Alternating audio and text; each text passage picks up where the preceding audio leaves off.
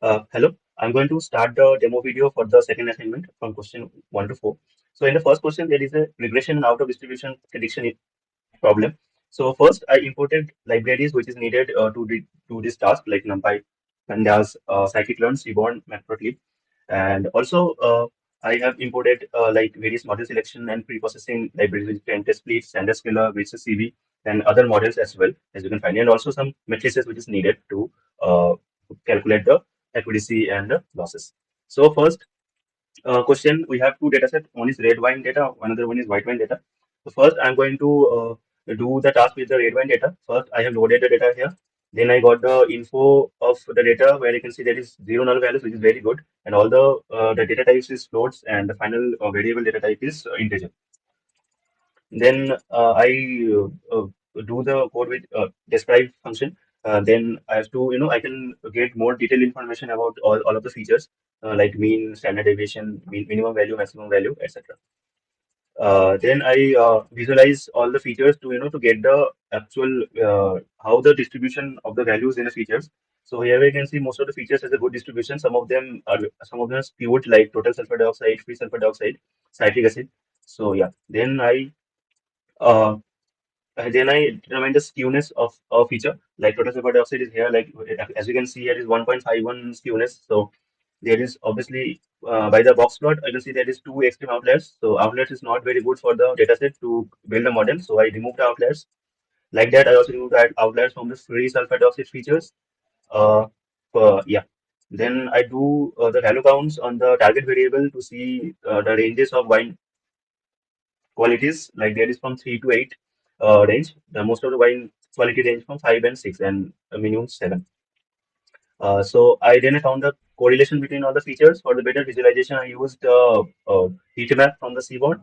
Here you can see there is not very much high correlation between all the features, like maximum is 0.7, which is average, above average, but it's I considered it like not so high.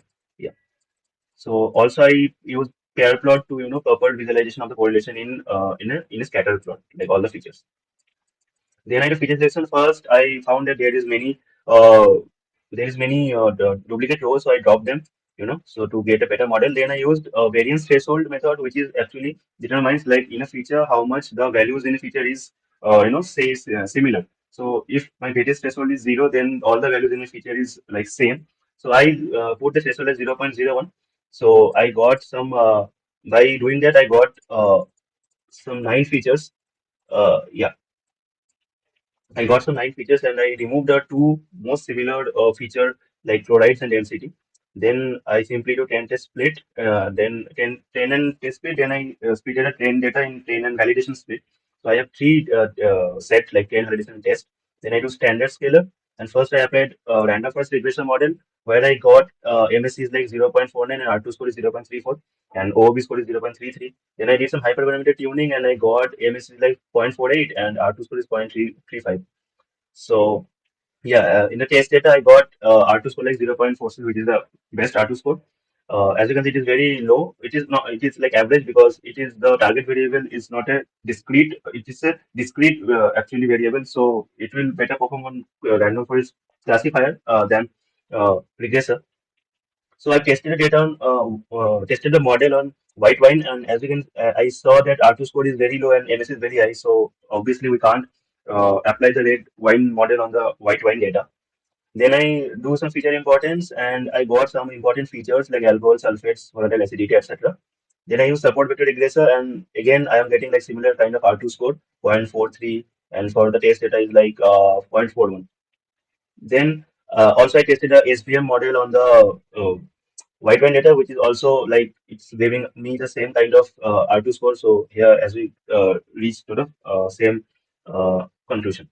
So also I get the feature importance from permutation importance function. By using this, I got the most important features, and it is the same like from random forest model and SVM model. Then I do ED on the white wine data. It was done white wine data, and then yeah, yeah, yeah, same thing like describe demo. Then I do the same histogram plots to proper visualization. Then I remove, yeah, same by using box plot, I remove outliers.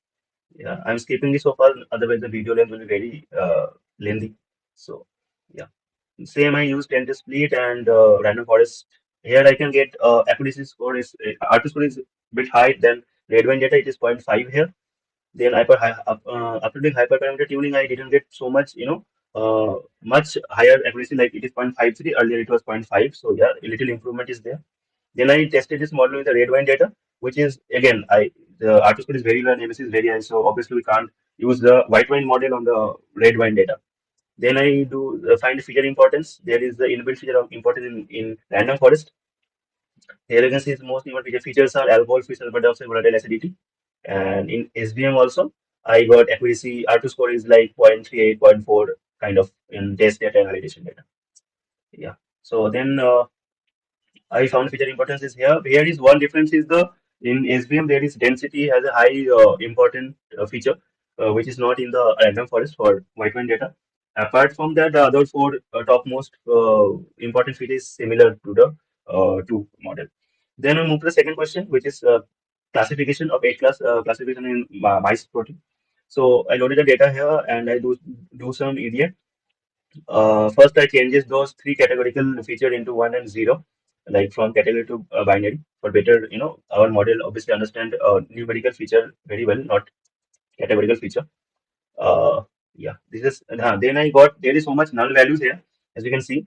So I actually what I did to remove the null values, I used multivariate feature imputation and I imported iterative imputer library.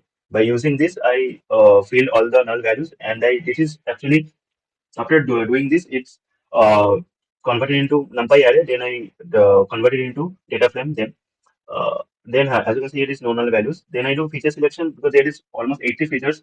So here, yeah, here I again same use the variance threshold method. I put the threshold as 0.01 and I got like 34 features in that after doing this process. I removed those features which is very much constant values.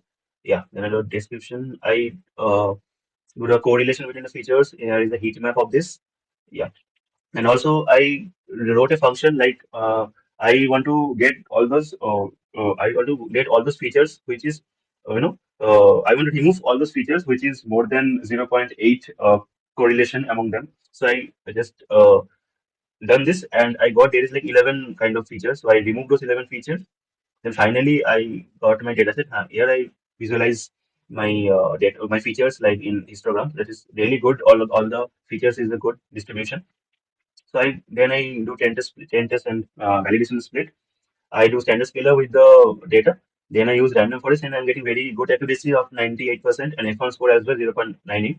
I got a confusion matrix as well. Like here we can see all like two are is not well predicted. Otherwise all our data is well executed. So yeah, on test data I'm getting 9.97 accuracy and F1 score is 0.97 as well. I get some feature importance here. Yeah, this is like the most useful features of this data. On SVM also, I'm getting like accuracy of 97%. It's very good. The data set is really well. And then I do recursive feature elimination. Here I actually take the take the top five important feature, and then I did do the model prediction with those only five features, and I can see that accuracy score and F1 score increased. So obviously, after doing RFE, the accuracy and F1 score has been increased. Yeah. The third question I've seen. So in the first question, I simply wrote the material of transfer learning. I did this simply. I took the code blocks from that website, and as you can see, I can visualize it the images and the training model. So actually, this code is actually yeah, as you can see, this whole code here. Yeah, it's a visualized model. Actually, this code obviously is taken from that website as mentioned in the uh, question.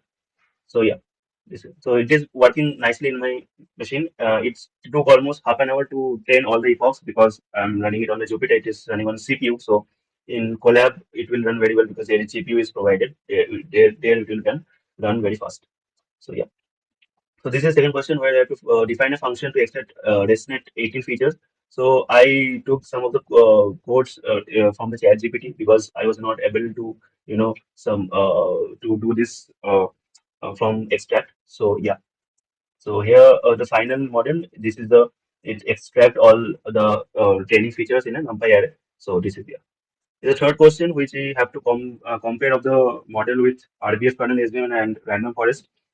So what I did, I actually create a new folder. Like here, I made a two in a folder. I made the two subfolder categories ants and bees. I actually joined the train and validation images so that I can basically two folders, and then I uh, iterate over all the files in the folder, and then I actually created a single data of here. As you can see here, like data shape is 397, so total is 397 images, and I put the shape as 15 cross 15. So 15 cross 15 into 3, so it's 675 is here. So yeah, so then I do a trend test split, 80% trend data. So then I do SVM classify use, and I got accuracy like 65%. I do grid search CV to get the better parameters, and I accuracy increased to 70%. Same in random forest, I got 73% accuracy, and after doing grid search CV, the response score has been increased, but accuracy is similar almost. Then in the final, I imported the model for the deployment. I took the model which is white wine data. I imported a pickle library, and from that I just imported these files, and I dumped this file in PyCharm to do the web app. So here I first created a new project which is named as wine quality prediction. So first I loaded those PKL files like final model, pre-processing, and white wine data frame. Although the data frame is not needed here, so I first I created a new Python file which is app.py. Then I imported all the necessity libraries like Pickle and Streamlit, as I will build the web app in Streamlit and also deploy in the Streamlit in cloud. So I loaded the model and the standard scalar data .pkl files. Then I put the title as wine quality prediction. And then I created like 9 sliders for the 9 features, as I had removed 2 features like density and another feature. So I used 9 sliders where this is the heading of the slider names, and this is the value ranges from start to end. Okay, so that's how I built these 9 sliders, and then here I mentioned all the input features from fixed acidity to alcohol, and here there is 2 0 because I basically removed 2 features like fluorides and density, which is mentioned. Okay. Then I finally created a button where is we written like predict white wine. Then in the button, I actually loaded this values from the sliders, and finally it will in the right function it will predict the final wine data. So as I loaded here, then I am wait a minute. Yeah. Then I'm going to Chrome. Yeah. So here I have actually made the web app, and I loaded in the Streamlit Cloud. This is the final deployed web app. Like here you can see there is a link of this app. So I will also provide the link in the submission. So what I did, like I first linked this project, this PyCharm to my GitHub account, and then I made a repo of this project in my GitHub. Then I also connected my GitHub account to this Streamlit in cloud. So from that repo, I uploaded all the data in the Streamlit cloud. So then I got this final web app result. So here we can see there is 9 features. As you can see, you can move the sliders. Like I am putting alcohol value to 13, fixed acidity to 8, fixed sulfur dioxide like 136. Like that, you can give your put your values.